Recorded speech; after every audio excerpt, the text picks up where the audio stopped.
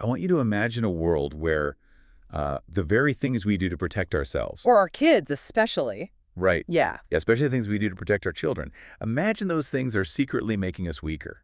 It sounds totally counterintuitive. It really does. Like, Mhm. imagine that our absolute best intentions to create safety, to, spare people from hurt feelings and discomfort are actually making society more anxious, more fragile, and just far more divided. Which is exactly what we're seeing today. Exactly. So, welcome to the deep dive. Today, we're exploring a phenomenon that touches every single one of you listening. Because whether you're stepping onto a college campus, or navigating a corporate boardroom, or frankly, just scrolling through your social media feed, this affects you directly. It really is everywhere. It is. And we are pulling our insights today from excerpts of a really influential book. It's called The Coddling of the American Mind by First Amendment lawyer Greg Lukianoff and moral psychologist Jonathan Haidt. Two incredible thinkers on this subject. For sure. And our mission for you today is simple, but I think it's vital. We're going to unpack how well-intentioned ideas about safety and feelings have radically reshaped education, mental health, and our broader society. And more importantly, we're going to extract actionable insights from these sources to help you become a more resilient, critical thinker in a world that feels, well, let's face it, increasingly polarized. It's such a profound topic to dive into, and it's essential to state right up front, based on the sources, that this isn't just some cranky critique of college Right, students. the whole kids these days thing. Exactly. It's far from that. What the authors have done here is synthesize ancient wisdom, modern cognitive psychology, and sociology to explain the boiling point of our current culture. Because things are definitely boiling. Oh, absolutely. We're looking at a massive systemic shift in how we process adversity. It's a fascinating look at why the temperature of our cultural discourse has gotten so incredibly high and what's actually happening inside our own minds when we engage with ideas that make us uncomfortable. Absolutely. And to really get to the bottom of this, the authors start the book with this brilliant, somewhat ridiculous metaphorical journey. The Greece trip. I love this part. It's so good. Yeah. So they describe traveling to Greece, hiking up the steep, winding paths of Mount Olympus to find a guy named Missapaunos. Apparently, he's a modern-day oracle of Koalemos. And Koalemos happens to be the Greek god of stupidity. Right. The god of terrible ideas. So they navigate this deep, treacherous ravine, and they finally find the oracle in a cave. But he isn't sitting on some majestic stone pedestal. No, not at all. He's got a take-a-number system like a deli counter, and he's just lounging there in a vintage 1970s Barca-lounger. It paints quite the picture. It really does. So they approach him and ask for the deepest, greatest truths to impart to young people. And the oracle dispenses 3 cups of absolute terrible advice. Okay, let's unpack this. What exactly is the wisdom this oracle hands out? So, the oracle's terrible advice represents what the authors call the 3 great untruths. These are ideas that have deeply taken root in modern society. The first one is the untruth of fragility, which is the idea that what doesn't kill you makes you weaker. Wait, makes you weaker, not stronger. Exactly. It's a complete inversion of the old Nietzsche saying.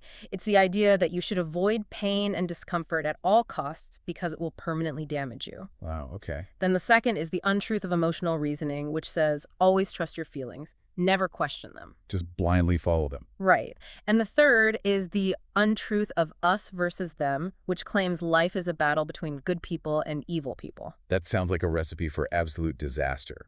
But how do the authors define a great untruth? Like, what makes these 3 so special? The sources outline 3 specific criteria. For an idea to be a great untruth, first, it has to contradict ancient wisdom found in cultures around the world. Okay, so it goes against historical norms. Yes.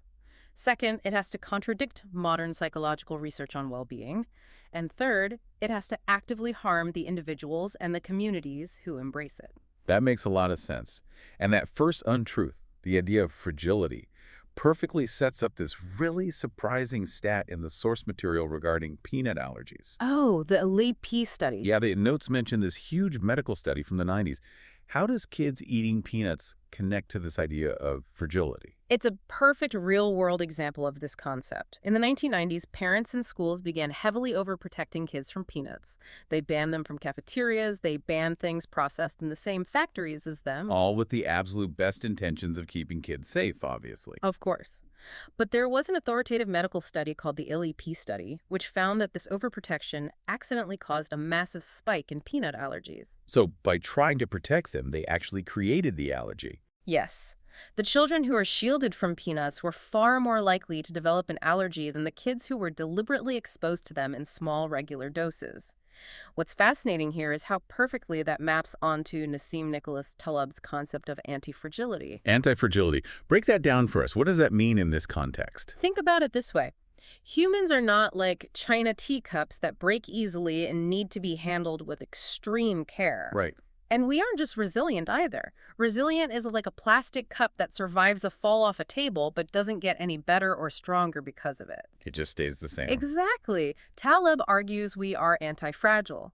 Just like our immune systems, our minds and bodies actually require stressors, challenges, and exposure to the unexpected in order to grow strong. So we need a little dirt, a little friction. Precisely. Taleb uses a wonderful metaphor. Wind extinguishes a candle, but it energizes a fire. You want to be the fire and you should wish for the wind, but instead, modern society is treating people, especially young people, like candles. And that really brings us to the word safety. The authors bring up this idea of concept creep, where the definition of safety basically expanded overnight. It's a huge shift in language. Because in the 20th century, safety mostly meant physical safety, right? Yeah. Car seats, child-proofing cabinets, taking lead out of paint. But recently, it morphed into emotional safety. Yes, that term, concept creep, was coined by the psychologist Nick Haslam. It's the idea that words and concepts slowly expand their definitions to include more and more things. And the sources note that the definition of trauma crept downward and outward, too. It used to require a life-threatening, horrific physical event to be officially diagnosed as PTSD. Like being in a war zone or a severe accident. Right. But now trauma is often defined entirely subjectively. If an experience merely feels emotionally harmful to you, it is increasingly accepted as literal trauma. Which leads to very real-world impacts, particularly on college campuses. The authors highlight a situation at Brown University where students created a safe space to protect their peers from a visiting speaker who was debating rape culture. Just to clarify for everyone listening, protecting them from the debate itself, not a physical threat. Exactly. They were shielding them from the ideas being discussed. And this safe space was equipped with bubbles, Play-Doh, calming music, and videos of frolicking puppies. That sounds like a preschool. It does. Now, the psychological danger here is actually quite profound. Harvard psychology professor Richard McNally points out that avoiding triggers is a symptom of PTSD. It's not a treatment for it. Oh, wow. Yeah. So indulging the avoidance makes it worse. Yes. In cognitive behavioral therapy, or CBT, patients are systematically exposed to their triggers in a safe way to habituate them. That's how you cure the trauma. When we encourage avoidance in the name of safetyism, we are essentially locking people into their anxieties. We are depriving them of the exact exposure they need to heal. Let's talk more about CBT because the sources use it to debunk the second great untruth, which is always trust your feelings. The authors use this incredible metaphor from Jonathan Haidt about the writer and the elephant. What is that about? It's a great way to visualize the mind. The writer represents our conscious, logical, verbal thought. The elephant represents our vast, unconscious, intuitive emotion. Okay, I can picture that. Now, the writer likes to think it's in charge because it holds the reins, but the elephant is vastly larger and stronger. If the elephant wants to go left, you're going left. Right. And when we let the elephant rule completely, we engage in what the sources call emotional reasoning, which leads to all sorts of cognitive distortions. Exactly. Cognitive distortions are basically lies our minds tell us, like catastrophizing. Which is what? Assuming the absolute worst will happen based on very little evidence. Or dichotomous thinking, which is seeing everything in strict black and white, good or evil, with no nuance. So this isn't just about college protests. This is about everyday life for all of us. This is about when you get a vague email from your boss on a Friday afternoon that just says, let's chat on Monday. Oh, the worst email to get. Right. And your elephant immediately catastrophizes and assumes you're getting fired. We're letting emotional reasoning run our daily lives. That is a perfect everyday example. And this ties directly into a broader modern shift, moving from judging someone's intent to judging their impact. How so? Well, in the past, if you bumped into someone accidentally in the hallway, it wasn't considered aggression because there was no malicious intent. You just tripped. But today, the concept of microaggressions often focuses entirely on the subjective impact on the listener. If someone feels slighted, their elephant takes over and the speaker is deemed an aggressor, regardless of what they actually meant. The notes mention this incredibly powerful story about a woman named Carith Foster. Can you share what happened to her? It's a really illuminating story. Carith Foster is a comedian and diversity educator. She's a Black woman, and she's married to a white man. Her husband was in a terrible motorcycle accident, and she rushed to the emergency room. A completely terrifying situation. Exactly. And while she was there, the all-white hospital staff kept insensitively asking her what her relationship was to the patient. They were speaking to her with this very detached clinical tone. She felt completely invisible, and obviously she was already incredibly stressed. Which is totally understandable. Your spouse is in the ER, and the staff is treating you like a stranger. Right. But instead of letting her elephant take over, instead of catastrophizing and labeling all the doctors as malicious racists, she chose to use a charitable interpretation. What does that look like in the heat of the moment? She took a breath and reasoned with her writer. She realized these doctors were furiously trying to save her husband's life. They were entirely focused on the trauma, and they just had a default, albeit outdated, idea of what a married couple looked like. So she paused the immediate emotional reaction. Yes. By giving them the benefit of the doubt, by assuming good intent, she de-escalated her own stress. She calmly explained who she was, the doctors immediately opened up to her, and she ultimately got better care for her husband. That is such a powerful testament to controlling the elephant. Because if she had reacted with pure anger, the whole situation would have completely shut down. This raises an important question. What happens when we as a society do the exact opposite? What happens when we teach students that words are literal violence? Lisa Feldman Barrett, a psychology professor, offered a syllogism that became very popular on campuses. And how does that logic go? It goes like this. Words cause stress. Prolonged stress causes physical harm to the body. Therefore, words can be a form of violence. But the sources push back on that pretty hard. Well, Yes, because it's a logical fallacy. Think about a tough breakup. Breaking up with someone causes immense stress, and it might even cause them temporary physical harm like loss of sleep or appetite. right, a broken heart physically hurts sometimes. Exactly. But breaking up with someone isn't an act of violence. When you equate speech with violence, you do something very dangerous. You give yourself moral permission to respond to words with actual physical violence. And we saw that exact escalation happen. The sources detail these shocking 2017 riots at UC Berkeley. It was over a scheduled speech by a right-wing provocateur, Milo Yiannopoulos. And the protesters caused hundreds of thousands of dollars in damage. It was incredibly destructive. Innocent bystanders were beaten with flagpoles and pepper sprayed just to stop a speech. Then, at Middlebury College, students protesting a speech by libertarian scholar Charles Murray ended up physically attacking Professor Allison Stanger. They pulled her hair so hard she suffered a concussion and whiplash. It's the logical endpoint of that untruth. When words equal violence, physical retaliation is suddenly justified as self-defense. I really love the rebuttal the authors include from progressive activist Van Jones. He was speaking to a group of students, and he basically said he doesn't want them to be safe ideologically. He told them, "I'm not going to pave the jungle for you. Put on some boots and learn how to deal with adversity." Put on some boots. I love that. Yeah, he said the campus is a gym, and we shouldn't take the weights out. It's a brilliant analogy. And that brings us perfectly to the third great untruth. Us versus them. Humans are innately tribal creatures. Right, the authors point to something in psychology called the minimal group paradigm. What does that actually look like in practice? It's actually wild. The psychologist Henri Tajfel did these experiments showing that if you take a room full of people and divide them into groups based on something as literal and trivial as flipping a coin, they will immediately start favoring their in-group and discriminating against the out-group. Just from a coin flip. Yes, our minds are evolutionarily hardwired for intergroup conflict, but the crucial insight here is that how we mobilize that identity makes all the difference. The sources contrast two specific historical figures to illustrate this, Yeah. right? MLK and Marcuse. Yes. Martin Luther King Jr. practiced what the authors call common humanity identity politics. He drew a larger circle to include everyone. He appealed to shared American ideals, shared religion, and shared humanity. He wanted to unite the tribes. And Marcuse. On the flip side, you have Herbert Marcuse, a major philosophical influence on the New Left in the 1960s. He championed common enemy identity politics.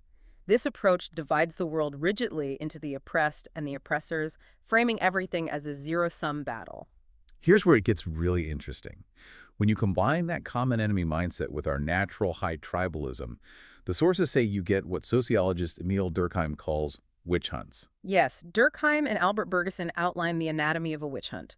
There are four distinct features. First, they arise very quickly. Second, they involve charges of crimes against the collective. Okay, what are the other two? Third, the actual charges themselves are often incredibly trivial. And fourth, they instill a paralyzing fear in the community so that absolutely no one dares to defend the accused for fear of being targeted next. What does a modern witch hunt look like? The notes mention Evergreen State College and a professor named Rebecca Tuvel. The Evergreen State College incident is a prime example. Students there literally barricaded the college president in his office and hunted down a biology professor named Brett Weinstein. And what was his grand crime? He wrote a polite email disagreeing with the format of a campus protest. That was it. Or look at philosophy professor Rebecca Tuvel. She faced massive retraction demands, open letters, and public shaming from her own colleagues simply for writing a peer-reviewed academic paper comparing transgenderism to transracialism. So the punishment completely outweighs the supposed crime. Exactly. The triviality of the offense combined with the massive, fearful response is the hallmark of a witch hunt. Just looking at these campus examples, it's easy for someone to think this is just a critique of left-wing student groups, but the source material makes it incredibly clear that this outrage machine is completely bipartisan. Right? Absolutely. The authors emphasize that tribalism and the outrage machine are bipartisan issues. We are seeing a massive rise in effective polarization across the board. Effective polarization meaning what exactly? Meaning negative partisanship. It's not just that you disagree with the other side's policies, it's that both sides genuinely hate and fear each other. They view the other as an existential threat. So while these specific campus protests largely originate from the left, the off-campus right-wing media fuels a vicious reciprocal cycle. How does that cycle work? The sources show how left-wing professors like George Sikri-Ilmar and Sarah Bond will post provocative, sometimes academically dense thoughts on social media or in essays. And the other side grabs it. Exactly. Then right-wing media outlets pick up the story, strip it entirely of its academic context, and amplify it to their audience to generate outrage.